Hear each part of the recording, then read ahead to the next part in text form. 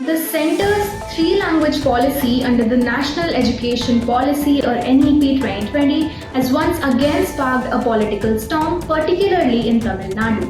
Chief Minister M.K. Stalin has strongly opposed it, calling it an attempt to impose Hindi on non-Hindi speaking states, a concern that is echoed across the south.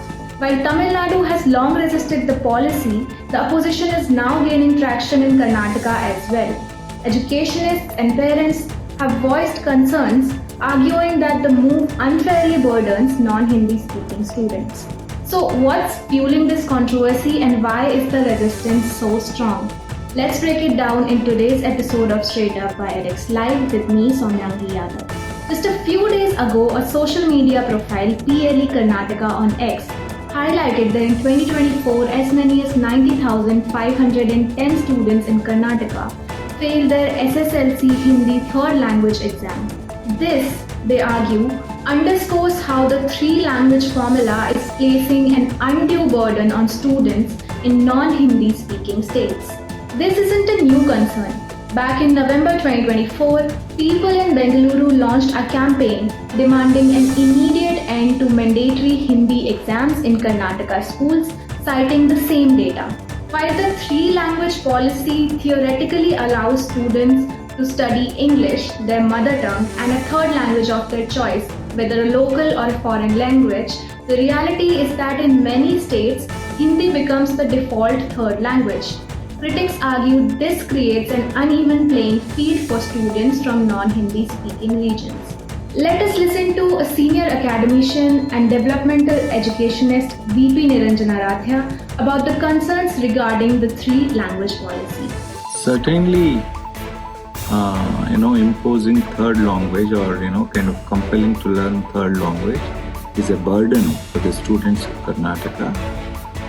It reduces, the ability of students to learn two other languages, the mother tongue along with the second language, English, more efficiently. So therefore, it is very disadvantaged both academically as well as in terms of, academic burden. And if you look at some of the examples of the last year, many students failed in Hindi in class 10th.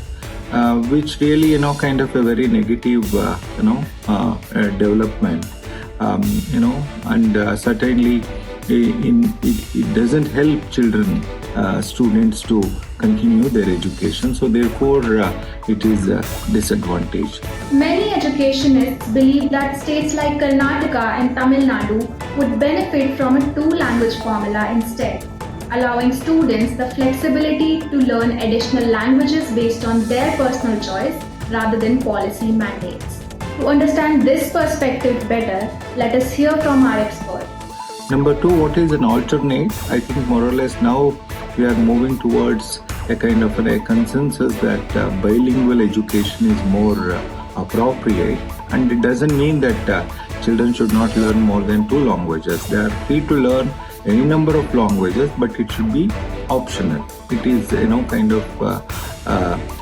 leave it to the discretion of the students, either in their environment or, create a kind of a more, multilingual classroom situations where children can talk more than, two languages, and thereby they can learn any other, kind of languages. So therefore, there is a need for us, to review the three-language formula at this point to evolve a new formula that suits the best interest of the children.